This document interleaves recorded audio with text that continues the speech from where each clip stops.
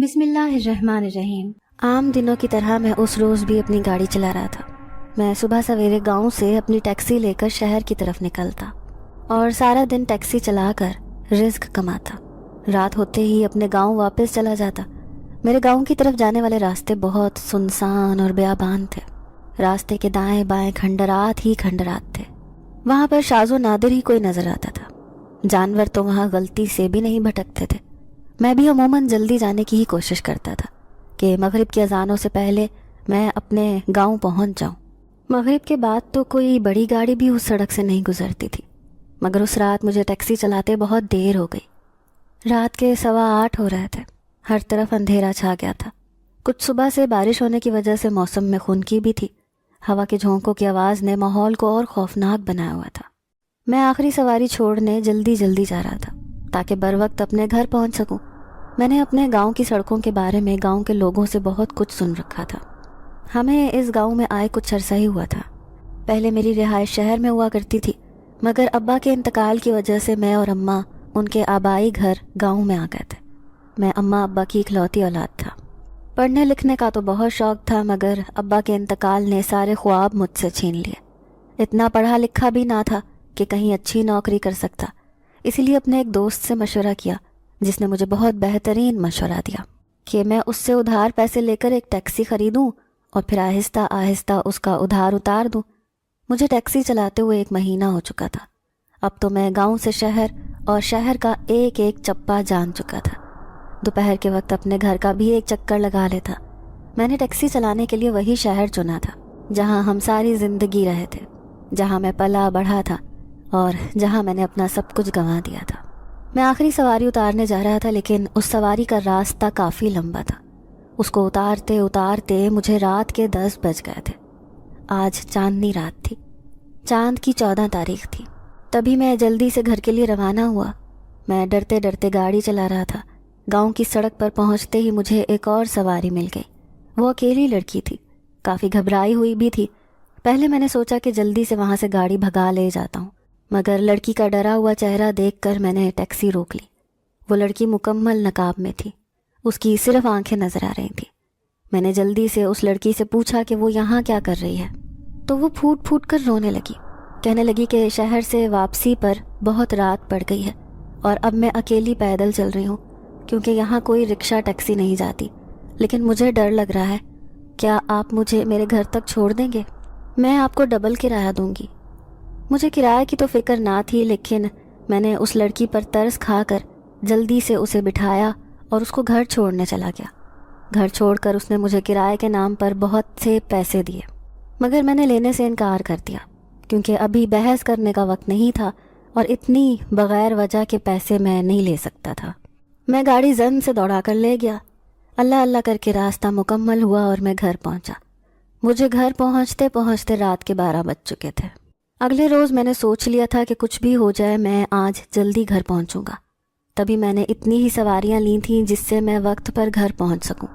شام ہو رہی تھی۔ ایک بوڑھا ضعیف آدمی میری ٹیکسی میں سوار ہو گیا۔ میں نے اسے بہت منع کیا، مگر وہ میری ٹیکسی میں ہی جانا چاہتا تھا۔ تھک ہار کر مجھے اس کی سننی پڑی اور میں اس کو لیے اس کی منزل تک پہنچا۔ اس نے مجھے کچھ پیسے دیے، مگر وہ میری کمائی سے زیادہ تھے۔ میں نے اس کو بقایا دینے کے لیے پرس نکالا اور اس میں سے پیسے پورے کرنے لگا، مگر جیسے ہی پیسے دینے کے لیے میں اس آدمی کی طرف مڑا تو وہاں کوئی بھی موجود نہیں تھا۔ دور دور تک کوئی نظر نہیں آ رہا تھا۔ میں کافی حیران ہوا۔ میرے ساتھ یہ پہلا واقعہ تھا جو ایسے ہو رہا تھا۔ وہ میرے ہاتھ میں اتنے پیسے تھما گیا تھا کہ اگر میں 3 دن بھی بیٹھ کر کھاتا تو پیسے ختم نہ ہوتے۔ اب مجھے سمجھ نہیں آ رہی تھی کہ ان پیسوں کا کیا کروں، میں کیسے اس شخص تک ان پیسوں کو پہنچاؤں۔ پھر میں نے اس کا حل سوچا۔ اپنی کمائی رکھ کر میں نے باقی سارے پیسے کچھ فقیر کو اور کچھ مسجد میں ڈال دیے۔ میرے ابا نے مجھے ہمیشہ سے ایمانداری سے کمانا سکھایا تھا۔ مجھے کبھی بھی حرام کمانے کی عادت نہ تھی۔ اپنی اجرت سے زیادہ 1 روپیہ میں کسی سے نہیں لیتا تھا۔ ایسا کرنے کے بعد میرے دل کو کچھ تسلی ہوئی۔ پھر میں اپنے گھر کی طرف واپس لوٹ آیا۔ گھر آیا تو اماں کھانس رہی تھیں۔ اماں کو دمے کا مسئلہ تھا۔ بہت علاج کروانے کے بعد بھی اماں ٹھیک نہیں ہو پا رہی تھیں۔ ڈاکٹرز کا کہنا تھا کہ ان کا علاج بہت مہنگا ہے۔ اماں کی حالت دیکھتے ہوئے میں بہت پریشان ہو گیا تھا۔ اب اتنے پیسے میں کہاں سے لاتا؟ جو کمائی ہوتی تھی اس سے 2 وقت کی روٹی بمشکل کھاتے تھے۔ ایک وقت کے لیے میرے دل میں اس بوڑھے آدمی کے دیے ہوئے پیسے آئے، مگر یہ صرف ایک وقت کے لیے نہیں ہوتا۔ میں نے اسی وقت اپنے دماغ کو جھٹکا، خدا سے توبہ کی، مگر میرے دل کو کسی طور پر سکون نہیں آ رہا تھا۔ مجھے ایسے لگ رہا تھا کہ نہیں یار، جیسے سوچ کر ہی میں نے گناہ کر دیا ہے۔ میں نے جلدی سے اللہ سے توبہ کی اور 2 نفل گناہ کی بخشش کی نیت سے باندھ لیے۔ نفل پڑھنے کے بعد مجھے کچھ سکون ہوا۔ میں جب تک گھر پہنچا اماں نے کھانا بنا لیا ہوا تھا، مگر روٹی ٹھنڈی ہو چکی تھی۔ ایک وقت کے لیے ذہن میں آیا کہ اس ٹھنڈی روٹی کے لیے میں سارا دن اتنا تھکتا ہوں کہ ایک روٹی بھی گرم میسر نہیں ہوتی، لیکن جیسے پھر سے مجھے کسی نے جھنجھوڑا اور مجھے ہوش میں لے کر آیا۔ میں نے اللہ سے توبہ کی اور بسم اللہ پڑھ کے روٹی کھانا شروع کر دی۔ اماں نے ایک ہی روٹی بنائی تھی کیونکہ گھر میں بس ایک ہی روٹی کا آٹا موجود تھا، مگر مجھے بے تحاشا بھوک لگی ہوئی تھی۔ میں کھانا کھانے میں مگن ہو گیا، ساتھ ہی ساتھ اماں سے بھی باتیں کر لیتا۔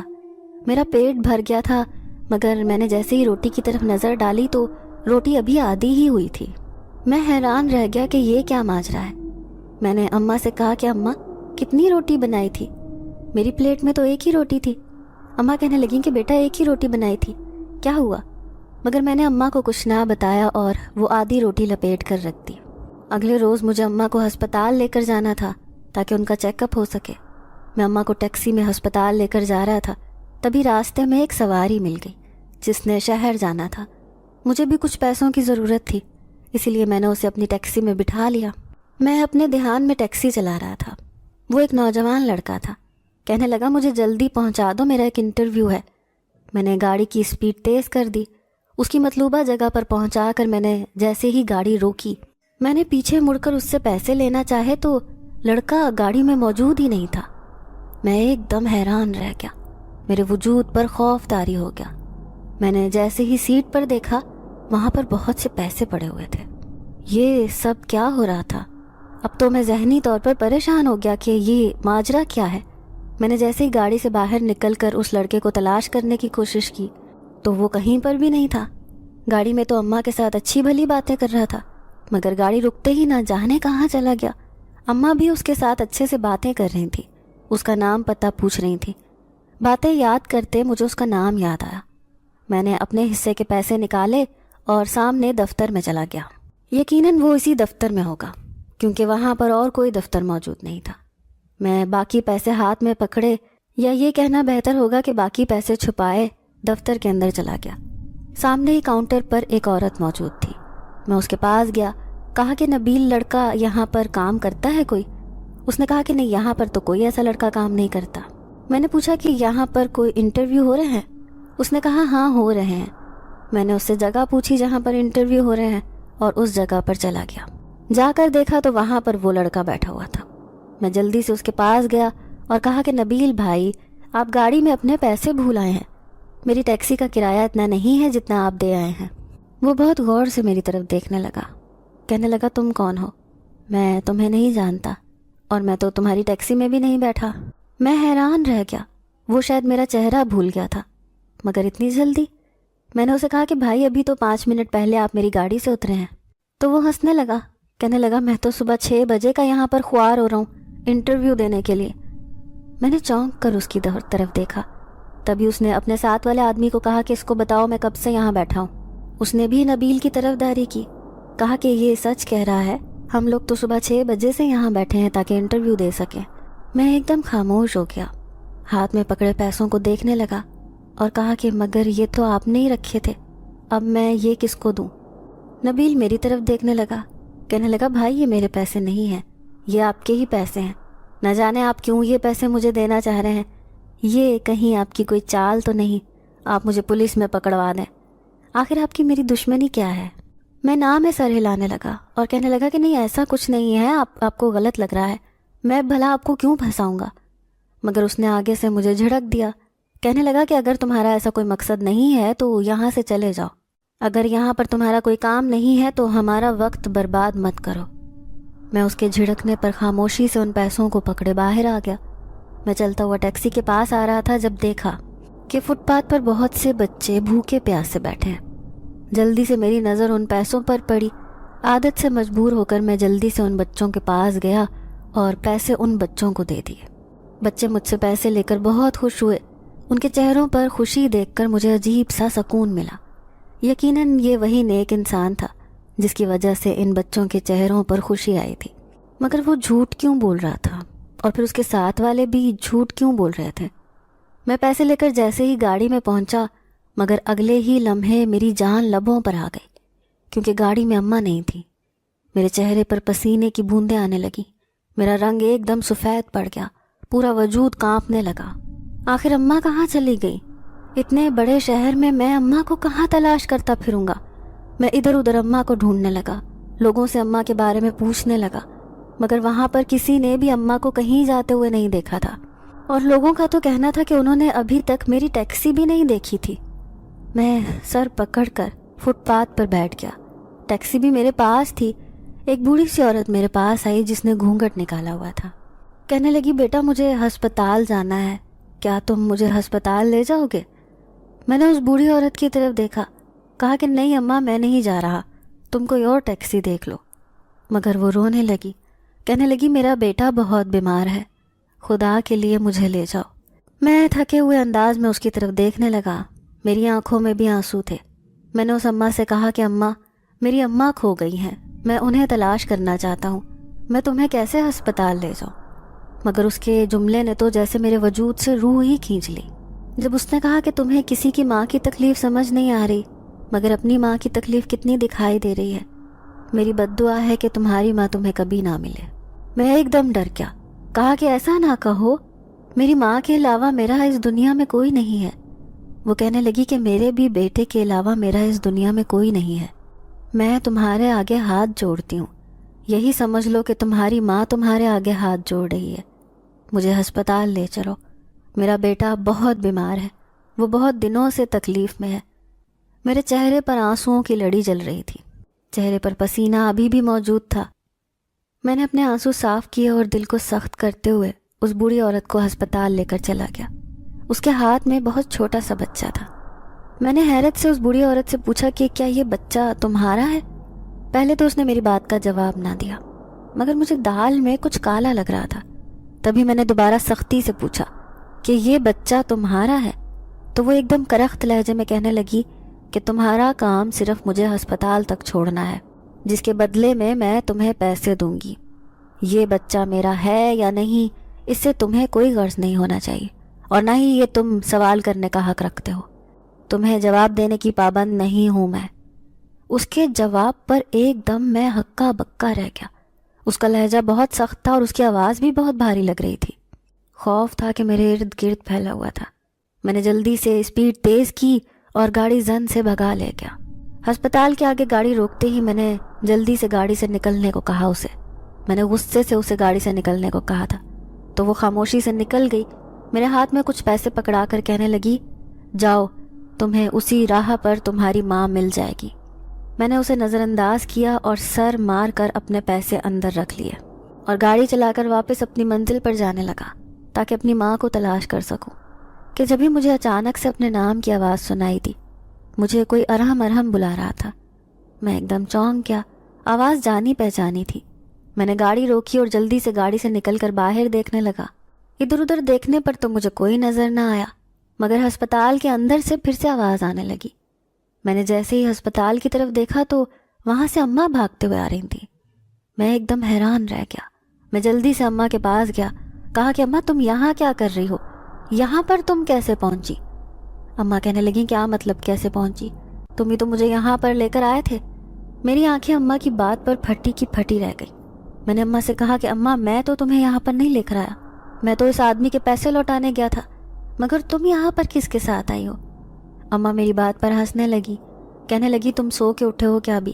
آدھے گھنٹے پہلے تو تم مجھے یہاں پر لے کر آئے تھے. اب تو میری برداشت کی حد ہو گئی. آخر یہ میرے ساتھ ہو کیا رہا تھا؟ میں بہت پریشان ہو گیا. مجھے ایسے لگنے لگا تھا جیسے میں پاگل ہو جاؤں گا. کبھی کوئی زیادہ پیسے دے جاتا ہے، کوئی اپنے پیسے لینے پر تیار نہیں ہوتا، کوئی اماں سے ملوا دیتا ہے. آخر یہ ہو کیا رہا تھا؟ میں نے اماں کا ہاتھ پکڑا، سر جھٹکتے ہوئے انہیں گاڑی میں بٹھایا اور اپنے گھر کی طرف چل پڑا. میں نے سوچ لیا تھا کہ آج سے میں کوئی سواری نہیں بٹھاؤں گا. میں ذہنی اور جسمانی طور پر تھکا ہوا تھا. اماں کو گھر چھوڑ کر اپنے کمرے میں جا کر سو گیا. رات ہوئی تو اماں میرے کمرے میں آئی، آ کر مجھے اٹھا کر کہنے لگیں کہ بیٹا اٹھ کر کھانا کھا لو، کھانا ٹھنڈا ہو رہا ہے۔ مجھے بھوک بھی بہت لگی تھی، اسی لیے میں جلدی سے اٹھ کر کھانا کھانے لگا، مگر کھانے سے بہت عجیب سی بدبو آ رہی تھی۔ میں نے اماں سے کہا کہ اماں یہ کیا تازہ کھانا ہے؟ اماں کہنے لگی ہاں بیٹا ابھی بنایا ہے۔ میں نے جیسے ہی اس کو اپنی ناک کے پاس کیا تو مجھ سے سانس لینا مشکل ہو گیا۔ میں نے کہا اماں کھانے میں سے بہت بدبو آ رہی ہے۔ اماں بھی حیران رہ گئیں، کھانے کو اپنی ناک کے پاس کر کے کہنے لگیں کہ بیٹا کھانے میں سے تو کوئی بدبو نہیں آ رہی، بلکہ اس میں سے تو بہت پیاری خوشبو آ رہی ہے۔ میں نے اماں سے کہا اماں یہ کیا کہہ رہی ہو، اس میں سے بہت تیز بدبو آ رہی ہے۔ اماں کہنے لگیں تمہیں کچھ غلط فہمی ہوئی ہے، مگر اب میرا دل اکتا گیا تھا، تبھی میں روٹی چھوڑ کر باہر نکل گیا۔ میرا ارادہ اب گاؤں کا چکر لگانے کا تھا تاکہ میرا دماغ تھوڑا پرسکون ہو سکے۔ میں گاؤں میں چہل قدمی کر رہا تھا جب ایک کنویں کے سامنے دو عورتیں آپس میں باتیں کر رہی تھیں۔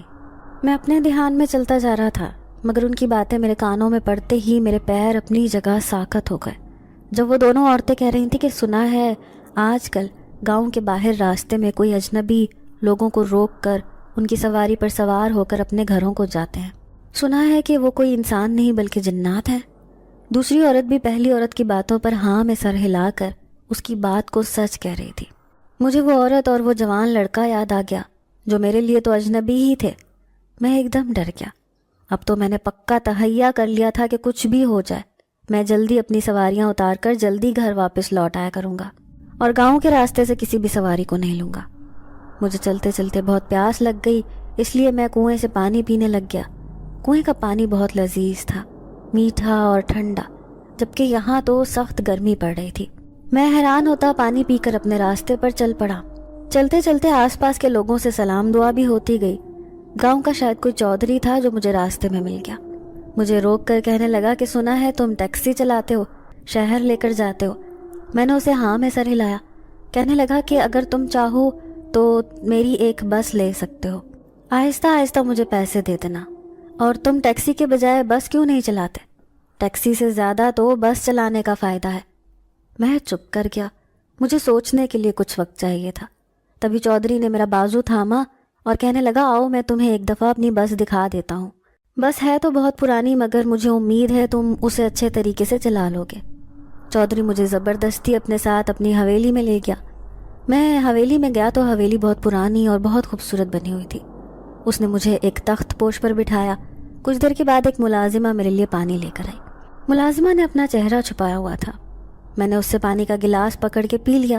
جیسے ہی گلاس واپس ٹرے میں رکھنے لگا تو میں ایک دم چونک گیا، کیونکہ اس کی آنکھیں ہو بہو اس لڑکی سے ملتی تھیں جس کو میں گاؤں کے راستے سے گھر چھوڑ کر آیا تھا اور اس سے پیسے نہیں لیے تھے۔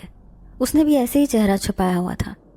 میں نے اس لڑکی سے کہا کہ تم وہی ہو نا جس کو میں نے ٹیکسی میں گھر چھوڑا تھا؟ تو وہ مجھے حیرانگی سے ماتھے پر شکن لائے دیکھنے لگی، مگر بولی کچھ نہیں اور وہاں سے چلی گئی۔ میں اس کو آنکھوں سے اوجھل ہوتا دیکھتا رہا۔ میں تب تک حویلی کے اندرونی حصے کو دیکھتا رہا جب تک وہ لڑکی میری نظروں سے اوجھل نہیں ہو گئی۔ اتنی دیر میں چودھری صاحب آ گئے، کہنے لگے کہ آؤ تمہیں بس دکھا دوں۔ وہ مجھے لے کر ایک بڑے سے صحن میں گئے جو حویلی کی پچھلی طرف تھا۔ وہاں 2-3 ٹرک اور ایک بہت بڑی بس کھڑی تھی۔ میں اس بس کو دیکھ کر حیران رہ گیا، کیا مجھے یہ بس چلانی تھی؟ مگر اگر اس پر کچھ محنت کی جاتی تو یہ بس اچھی بن سکتی تھی۔ میں چودھری کی بات مان گیا اور بس لے آیا۔ گاؤں سے بھی اکثر لوگ دوسرے شہروں میں جاتے تھے تو وہ شہر جا کر بس کے ذریعے دوسرے شہر کا سفر کرتے تھے۔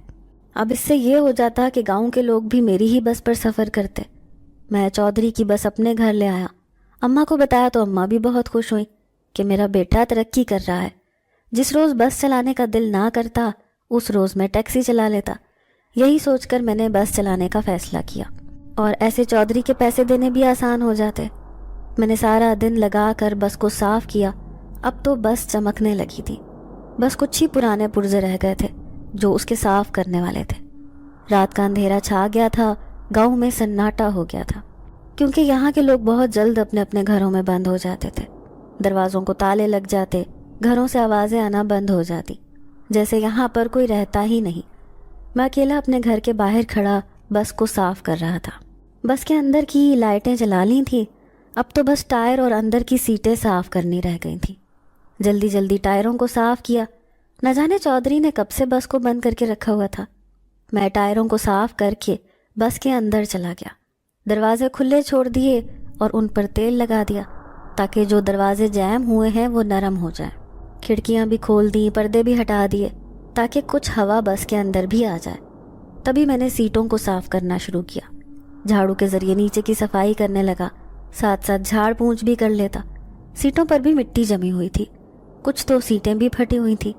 ابھی تو فی الحال ان پھٹی ہوئی سیٹوں کا میرے پاس کوئی حل نہ تھا، مگر میں صفائی ستھرائی اچھے سے کرنے لگا، شیشوں کو چمکانے لگا۔ میں صفائی کر رہا تھا جب دور سے عجیب سی آوازیں آنے لگی، جیسے کوئی عورت چیخ رہی ہے۔ پہلے تو میں نے سر جھٹک دیا، مگر میرے وجود میں سنسناہٹ شروع ہو گئی تھی، میرے رونگٹے کھڑے ہو رہے تھے۔ میں نے جلدی جلدی بس صاف کرنا شروع کر دی، شیشوں کو سرف کی مدد سے صاف کر رہا تھا، ساتھ ہی ساتھ نیچے بھی جھاڑو لگا دیتا۔ کرسیاں میں صاف کر چکا تھا، ابھی میں شیشے صاف کرتا کہ اچانک سے بس کے دروازے خود بخود بند ہو گئے۔ باہر سے تیز ہوا چلنے لگی، طوفان اور بارش نے اپنا آپ دکھانا شروع کر دیا۔ طوفان کی آواز بہت ڈراؤنی تھی، میرے اندر گھبراہٹ شروع ہو گئی، مجھ پر خوف طاری ہونا شروع ہو گیا۔ مجھے پہلے کبھی خوف نہیں ہوتا تھا، نہ کبھی کسی چیز سے ڈر لگتا تھا۔ میں جلدی جلدی ہاتھ چلانے لگا کہ اچانک ہی میری بس میں سے چیخوں کی آواز آنے لگی۔ میں بہت خوف محسوس کر رہا تھا، میرا سانس پھول چکا تھا، وجود کانپ رہا تھا۔ جلدی جلدی ہاتھ چلا کر میں نے کھڑکیاں بند کی۔ جیسے ہی دروازے کی طرف بڑھا، اگلے ہی لمحے میری جان لبوں پر آ گئی، کیونکہ دروازہ جیم ہو چکا تھا۔ دروازہ تو کھلنے کا نام ہی نہیں لے رہا تھا۔ میں جلدی سے ڈرائیونگ سیٹ پر گیا اور وہاں کا دروازہ کھولنے کی کوشش کی، مگر ہر طرف کے دروازے بند ہو گئے تھے، بالکل جیم۔ مگر ایسے کیسے ممکن تھا؟ میں نے تو ابھی تیل لگا کر دروازہ نرم کیا تھا اور بار بار بند کر کے کھول کے چیک کیا تھا، دروازہ بالکل ٹھیک تھا۔ میں اونچا اونچا لوگوں کو آوازیں دینے لگا کہ کوئی ہے، میری مدد کرو، میں یہاں پھنس گیا ہوں۔ مگر وہاں کوئی ہوتا تو میری آواز سنتا۔ لوگوں نے تو کان بند کر کے گھروں کے دروازے بند کر رکھے تھے۔ میں اونچا اونچا اماں کو آوازیں دینے لگا، مگر اماں میری بات نہیں سن رہی تھی۔ میرا سانس بند ہونے لگا، مجھے ایسے لگ رہا تھا جیسے میرے چہرے پر کوئی تکیہ رکھ کر میرا سانس بند کر رہا ہے۔ مجھے سانس لینے میں دشواری ہونے لگی، جیسے بس میں گھٹن ہو رہی ہو۔ تبھی مجھے متلی کا احساس ہوا اور میں متلی کرنے لگا۔ میں بہت برا ڈر چکا تھا۔ میں ڈرتے ہوئے اسٹیئرنگ پر اپنا سر رکھا اور رونے لگا۔ ابھی کچھ ہی دیر ہوئی تھی مجھے روتے ہوئے کہ میرے کان کے بالکل پاس کسی نے میرا نام پکارا اور کہا کہ ارحم، تمہیں میری مدد قبول نہیں تھی، اب دیکھنا میں تمہیں اتنا بے بس کر دوں گی کہ تمہیں مجھ تک آنا ہی ہوگا۔ تم لوگوں سے مدد لے سکتے ہو مگر مجھ سے نہیں۔ کیوں؟ میں نے آخر تمہارا کیا بگاڑا ہے؟ میں تو تم سے بے انتہا محبت کرتی ہوں۔ اب سے نہیں، تب سے جب سے تم نے اپنا کاروبار شروع کیا ہے، جب سے تم نے مجھ پر ترس کھا کر مجھے میرے گھر تک چھوڑا تھا، تب سے تم نے مجھے اپنا دیوانہ بنا لیا ہے۔ مگر سمجھ نہیں آتی کہ میں تمہیں کیسے چھوڑوں۔ میں تمہیں نہیں چھوڑ سکتی۔ خدا کے لیے مجھ پر رحم کرو اور مجھ سے مدد لے لیا کرو۔ تمہیں جس چیز کی ضرورت ہے میں تمہیں مہیا کروں گی۔ اتنا سننا تھا کہ میرے پورے وجود پر زلزلوں کی زد میں آ گیا۔ میری آنکھیں پھٹی کی پھٹی رہ گئی۔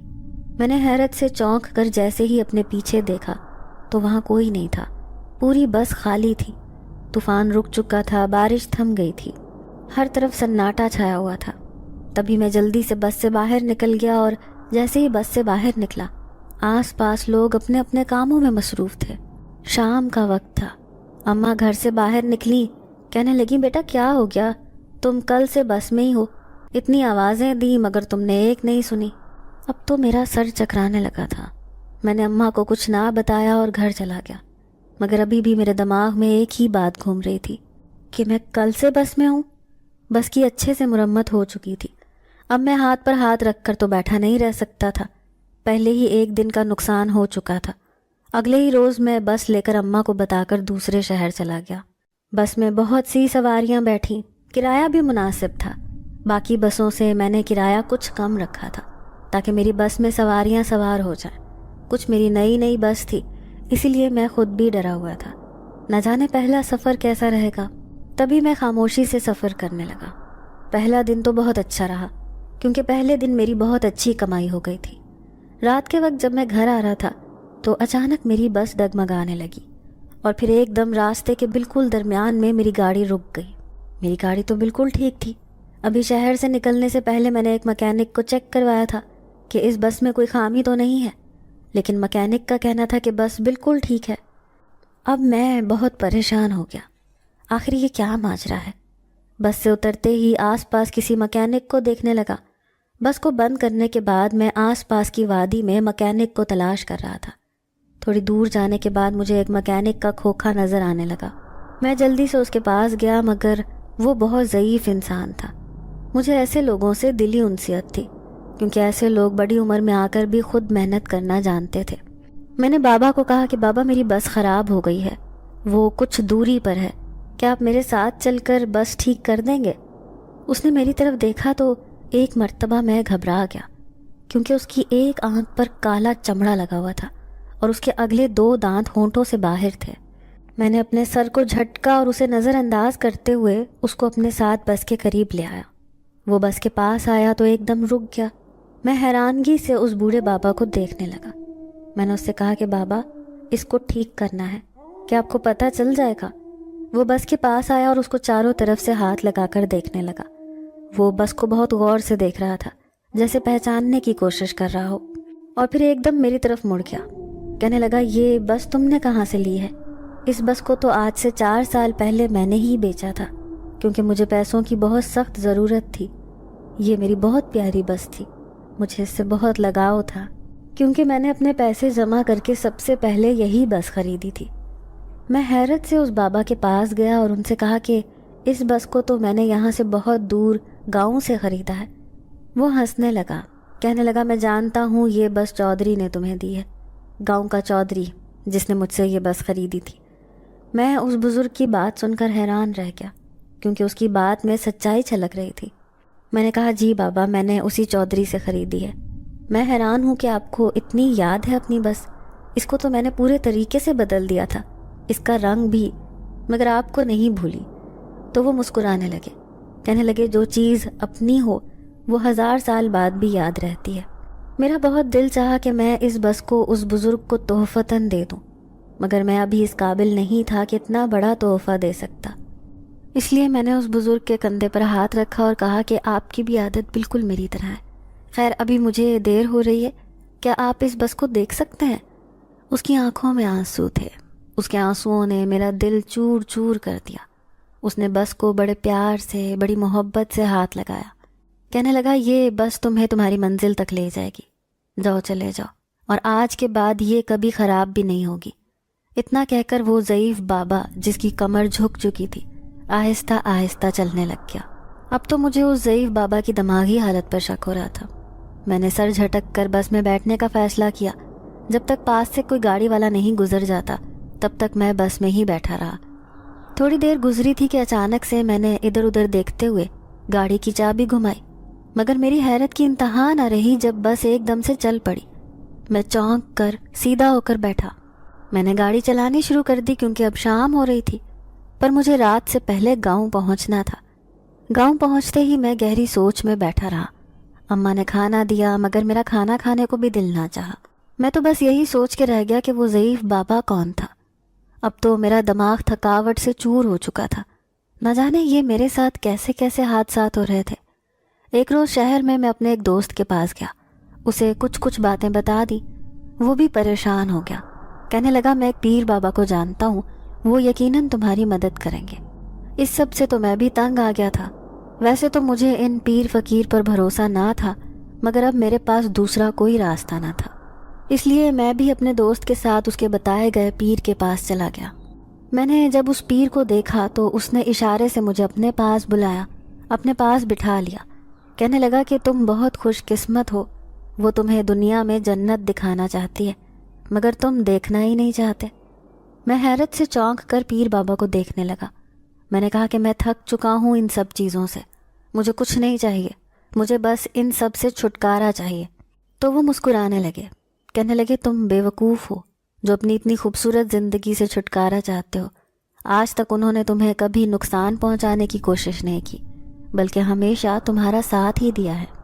اگر تم اسے دور کر دو گے تو وہ طیش میں آ جائے گی، ہو سکتا ہے غصے میں آ کر وہ تمہارا کوئی نقصان کر دے۔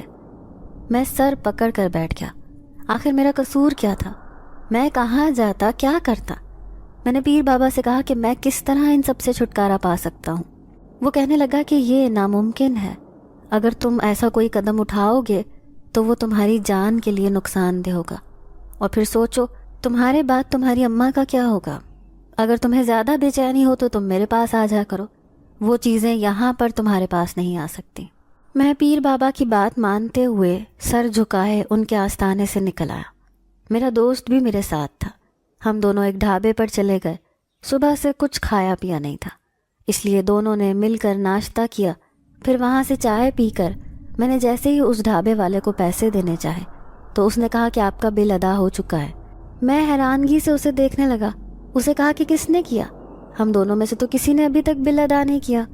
اس نے کہا کہ جی ہاں، آپ دونوں میں سے کسی نے ابھی تک بل ادا نہیں کیا، مگر ایک عورت آئی تھی، کہنے لگی کہ وہاں جو 2 لڑکے بیٹھے ہیں ان سے کھانے پینے کی کوئی پیسے نہ لینا۔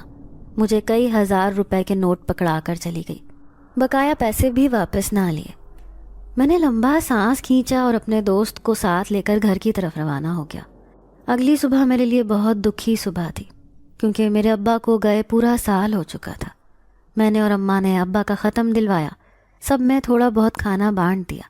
ابھی ہم کھانا بانٹ ہی رہے تھے جب دروازے پر ایک فقیرنی آئی، کہنے لگی کہ مجھے بھی کچھ کھانے کو دے دو، میں بھی کل سے بھوکی ہوں۔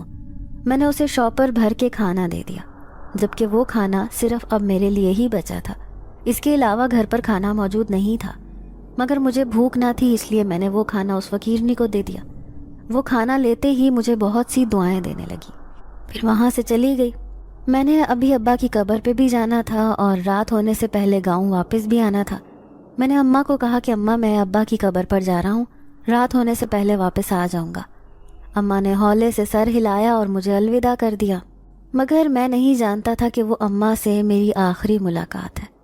میں نے بس پکڑی، پھر شہر کے لیے روانہ ہو گیا۔ میں سب سے پہلے ابا کی قبر پر گیا۔ فاتحہ پڑھنے کے بعد میں وہاں پر ہی کچھ دیر بیٹھ گیا اور ٹانگوں پر سر رکھ کر رونے لگا۔ ابا کی بہت کمی محسوس ہو رہی تھی۔ اگر آج ابا ہوتے تو یقیناً میری یہ حالت نہ ہوتی۔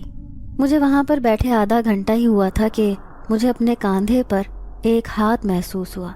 میں نے روتے ہوئے سر اٹھا کر دیکھا تو بہت خوبصورت عورت تھی، سفید لباس میں، لمبے گھنے بالوں میں، سرخ و سفید رنگت والی، جس کی کالی بڑی آنکھیں تھیں۔ اس نے اپنا آدھا چہرہ چھپا رکھا تھا۔ کہنے لگی کہ تمہارا کون چلا گیا ہے جو تم ایسے رو رہے ہو؟ پہلے تو میں اس کی خوبصورتی کے سحر میں گرفتار ہو گیا، مگر پھر اس نے دوبارہ میرا کندھا ہلانے پر مجھے ہوش آیا تو میں نے اسے کہا کہ یہ میرے ابا تھے۔ وہ افسردگی سے سر ہلانے لگی، کہنے لگی مجھے بہت افسوس ہے۔ میں نے اس سے کہا کہ یہاں پر تمہارا کون ہے؟ کہنے لگی میرے اماں اور ابا، میرے بہن بھائی سبھی تو یہاں پر ہیں، ان سب کی ایک حادثے میں موت ہو گئی تھی اور تب سے میں بالکل تنہا ہوں۔ مجھے اس کی کہانی سن کر بہت دکھ ہوا، مجھے اپنا غم چھوٹا لگنے لگا۔ ایک عورت کے لیے تنہا اس دنیا میں رہنا کتنا مشکل تھا، میں تو جانتا تھا۔ میں نے اس سے اظہار افسوس کیا اور اس کی بہتری کے لیے دعا کی۔ میں جیسے ہی اس کی اجازت لے کر مڑا تو وہ کہنے لگی کہ کیا کام کرتے ہو؟ میں تلخی سے مسکرا دیا، کہا کہ ایک چھوٹا سا بس ڈرائیور ہوں۔ وہ سر ہلا کر میرے پاس سے گزری، مگر جاتے جاتے جو جملہ کہہ گئی وہ میرے پیروں کے تلے سے زمین کھینچنے کے لیے کافی تھا۔ اس نے کہا کہ راستے میں اگر میرے گھر والے ملے تو ان سے کہنا میں ان کا انتظار کر رہی ہوں۔ اس نے چہرہ ابھی بھی ڈھکا ہوا تھا، جس کی وجہ سے میں اس کا پورا چہرہ نہیں دیکھ سکتا تھا۔ اگر وہ کہیں مجھے مل جاتی تو میں اسے پہچان بھی نہ پاتا۔ اس نے اس انداز میں دوپٹہ لیا ہوا تھا، اس کے پاس سے بہت پیاری خوشبو آ رہی تھی۔ یہ خوشبو کہیں جانی پہچانی تھی۔ میں سوچ میں پڑ گیا کہ یہ خوشبو میں نے پہلے کہاں سونگھی ہے۔ اس سے پہلے کہ میں کوئی سوال کرتا وہ وہاں سے جا چکی تھی اور دور دور تک وہاں کوئی نظر نہیں آ رہا تھا۔ میری روح ایک دم کانپ گئی۔ ڈر کے مارے میں جلدی سے قبرستان سے نکلا اور اپنی بس میں سوار ہو گیا۔ سوار ہوتے ہی میں نے بس چلا دی۔ شہر کے اندرونی حصے تک پہنچتے پہنچتے میں کچھ بہتر ہو چکا تھا۔ میں نے لمبا سانس کھینچا، پانی کے 2 گھونٹ بھرے اور پھر اپنی منزل کی طرف رواں دواں ہو گیا۔ سواریاں لیں، ان کو چھوڑا، پھر رات ہونے سے پہلے گھر کے لیے نکلنا۔ بہت وقت کے بعد آج میں پرسکون طریقے سے گھر آ رہا تھا، مگر میں نہیں جانتا تھا کہ میرے گھر آنے تک ایک اور نئی قیامت میرا انتظار کر رہی ہوگی۔ میں جیسے ہی گھر پہنچا، میرے گھر کے باہر لوگوں کی بھیڑ تھی۔ مجھے کافی حیرت ہوئی، دماغ میں کچھ غلط ہو جانے کی گھنٹیاں بج رہی تھیں۔ میں جلدی سے لوگوں کو چیرتے ہوئے گھر کے اندر گیا۔ عورتوں کی دھیمی دھیمی رونے کی آوازیں آ رہی تھیں۔ گھر کے بالکل درمیان میں ایک چارپائی پڑی ہوئی تھی اور اس پر سفید کفن میں موجود تھا میری ماں کا وجود۔ میں پورا کانپ رہا تھا۔ میں جو سوچ رہا تھا، میری سوچ ہی میری موت کے لیے کافی تھی۔ میں ڈگمگاتے قدموں سے آگے بڑھا۔ پھر میں نے جیسے ہی کفن اٹھایا، مجھے لگا میری تو پوری دنیا ہی اجڑ گئی۔ میرا سب کچھ ختم ہو چکا تھا۔ ہاں، وہ میری ماں ہی تھی جو اب اس دنیا میں نہیں رہی تھی۔ وہ جا چکی تھی۔ دمے کی بیماری نے ان کی جان لے لی تھی۔ یہ کیسا دکھ تھا، یہ کیسا ظلم تھا جو مجھ پر ڈھایا جا رہا تھا۔ میرے دونوں اپنے ایک ہی سال کے اندر اندر مجھ سے دور ہو گئے تھے۔ اماں کی موت کو ہفتہ گزر چکا تھا، مگر میں ابھی تک سنبھل نہیں سکا تھا۔ میں نے بس چلانا بھی چھوڑ دی۔ آخر کس کے لیے کما کر لاتا؟ مجھ پر تو ترس کھا کر بستی کے لوگ مجھے کھانا دے دیتے۔ اب مجھے کمانے کی ضرورت نہیں تھی۔ 2 وقت کی روٹی تو کہیں سے بھی مل جاتی تھی۔ پھر ایک روز میرا دوست میرے پاس آیا، کہنے لگا کہ اگر تم گھر سے نکلو گے تو تمہارا بھی دھیان ادھر ادھر ہو جائے گا۔ تھک ہار کر میں نے اس کی بات مان لی اور میں نے پھر سے بس چلانا شروع کر دی۔ ایک شام میں بے دھیانی میں بس چلا رہا تھا۔ مجھے معلوم ہی نہ ہوا میں کب راستہ بھٹک گیا اور ایک صحرا نما جگہ پر پہنچ گیا۔ ہوش تو تب آئی جب تپتی ہوئی ہوا کا جھونکا میرے آر پار ہوا۔ میں حیرانگی سے ادھر ادھر دیکھنے لگا۔ یہ میں کس جگہ پر پہنچ گیا تھا؟ میں ادھر ادھر دیکھ رہا تھا، مگر دور دور کوئی چیز موجود نہیں تھی۔ اچانک سے میں بس سے نکلا اور پھر ادھر ادھر دیکھنے لگا تاکہ میں پتہ لگا سکوں کہ میں کہاں ہوں۔ ایک ریت کا جھونکا آیا۔ میں نے جلدی سے آنکھوں کے آگے ہاتھ رکھ لیا تاکہ ریت میری آنکھوں میں نہ جائے۔ جیسے ہی آنکھوں سے ہاتھ ہٹایا، میرے سامنے ایک سفید لباس میں ملبوس ایک عورت آ رہی تھی۔ میں غور سے اسی کو دیکھ رہا تھا۔ اس عورت کی آنکھیں اور اس کا آدھا چہرہ کہیں دیکھا دیکھا سا محسوس ہو رہا تھا۔ میں بہت یاد کرنے کی کوشش کر رہا تھا، مگر مجھے یاد نہیں آ رہا تھا کہ میں نے اس لڑکی کو کہاں دیکھا ہے۔ ذہن پر بہت زور ڈالا اور اس کے بعد جب مجھے یاد آیا تو میرے رونگٹے کھڑے ہو گئے، کیونکہ وہ لڑکی اور کوئی نہیں بلکہ قبرستان والی ہی لڑکی تھی۔ میں نے دنگ ہوتے اس کی طرف دیکھا۔ وہ میرے پاس آ چکی تھی۔ آتے ہی اس نے میری آنکھوں میں دیکھنا شروع کر دیا۔ میں تو جیسے اس کی آنکھوں کے سحر میں ڈوب گیا۔ وہ کوئی انسان نہیں لگ رہی تھی۔ تبھی اس نے اپنے چہرے پر سے پردہ ہٹا دیا۔ ابھی تک دونوں طرف خاموشی ہی تھی۔ اچانک اس نے جو کہا، میری جان نکل گئی جب اس نے کہا کہ بہت انتظار کروایا ہے تم نے۔ آخر کیوں اتنا انتظار کروایا ہے؟ پل پل میں تمہارے ساتھ رہی، تمہارے آس پاس، مگر تم نے تو جیسے قسم کھا رکھی تھی کہ تم مجھ پر توجہ نہیں دو گے۔ میں منہ کھولے اس کو دیکھ رہا تھا۔ وہ میرے پاس آئی، کہا کہ کتنے ہی لوگ تمہارے پیچھے بھیجے مگر تم کسی کے ہاتھ نہیں آئے۔ تمہاری بہت سی عادتیں میرے دل و دماغ پر چھا گئی تھیں۔ میں کیسے تمہیں خود سے دور کرتی، مگر تم نے پوری کوشش کی اور مجھے غصہ دلا دیا۔ تبھی میں نے تم سے تمہارا سب کچھ دور کر دیا۔ میں تو بس تمہاری اماں کے پاس گئی تھی تاکہ انہیں ڈرا کر میں تمہیں ان سے لے لوں، مگر وہ تو اللہ کو ہی پیاری ہو گئی۔ مگر مجھے اس بات سے فرق نہیں پڑتا، کیونکہ تمہیں پانے کے لیے میں کچھ بھی کر سکتی ہوں، کسی بھی حد تک جا سکتی تھی۔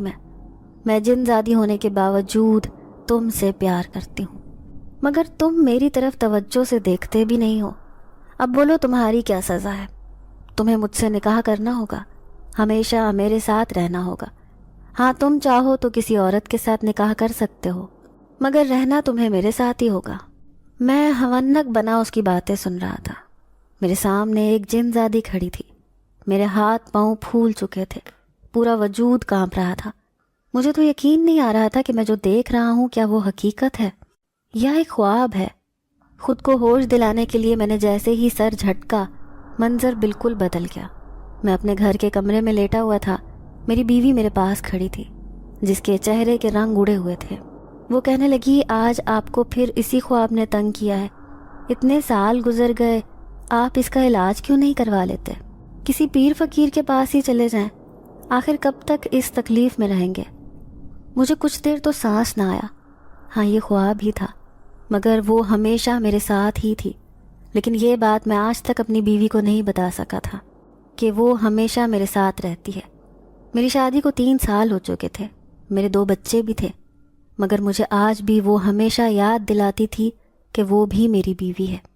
मैं उससे गाफिल नहीं हो सकता था जिसने मुझसे ज़बरदस्ती निकाह किया और मेरे निकाह में आ गई। मुझे लगा था कि शायद जल्द ही मेरी जान इस सब से आज़ाद हो जाएगी, मगर ये सिर्फ मेरी गलत फहमी थी और अब मैं समझ चुका था कि ये सब मेरे साथ सारी ज़िंदगी चलना है। ज़िंदगी के इतने साल मैंने उस जिनज़ादी के साथ ही गुजार दिए जो हर मुश्किल वक्त में मेरे साथ होती थी, मेरी हमेशा मदद कर दिया करती थी। मुझे जब भी उसकी ज़रूरत होती वो मेरे साथ पाई जाती थी, मगर फिर भी मैं हमेशा खौफज़दा रहता था और ये फितरी अमल था और ये खौफ मैं चाह कर भी ख़त्म नहीं कर सकता था। नाज़रीन, अगर आपको आज की ये कहानी अच्छी लगी हो तो वीडियो को लाइक ज़रूर करें। अगर आपको ऐसी दहशतनाक, दिल को जकड़ देने वाली कहानियाँ पसंद हैं तो ऐसी एक कहानी रोज़ाना सुनने के लिए हमारे चैनल को सब्सक्राइब करें। इजाज़त चाहते हैं। अल्लाह हाफ़िज़।